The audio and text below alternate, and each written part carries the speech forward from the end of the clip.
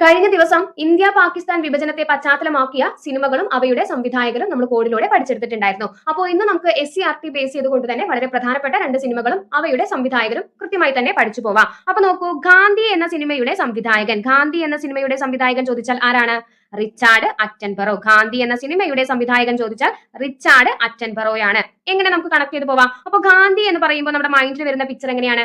ഒരു വടിയുടെ അറ്റം പിടിച്ച് നടന്നു പോകുന്ന ഗാന്ധിജിയാണ് അല്ലെ? ഒരു വടിയുടെ അറ്റം പിടിച്ചു പോകുന്ന ഗാന്ധിജിയാണ്. അപ്പൊ ഗാന്ധി എന്ന സിനിമയുടെ സംവിധായകൻ അറ്റൻബറോ. അറ്റം എന്നതിൽ നിന്ന് കണക്ട് ചെയ്യാലോ? റിച്ചാർഡ് അറ്റൻബറോയാണ് ഗാന്ധി എന്ന സിനിമയുടെ സംവിധായകൻ. ഇനി നോക്കൂ, മേക്കിംഗ് ഓഫ് മഹാത്മ എന്ന സിനിമയുടെ സംവിധായകൻ ആരാണ്? മേക്കിംഗ് ഓഫ് മഹാത്മ ശ്യാം ബനഗലാണ് മേക്കിംഗ് ഓഫ് മഹാത്മ എന്ന സിനിമയുടെ സംവിധായകൻ.